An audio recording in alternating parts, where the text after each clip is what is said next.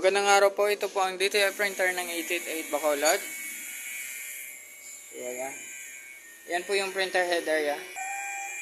Ito naman po yung capping. Ito po yung white. Bagong palit po siya. Pati yung head. Ito naman po yung ink tank area ko. Tama lang po yung mga ink level nila.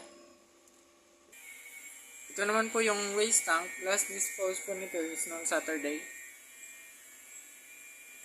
Ito naman po yung AVR. Ito naman po yung ground wire. Ito naman po yung mga consumables ko po. Ito po yung sa CMYK. Ito naman po yung powder.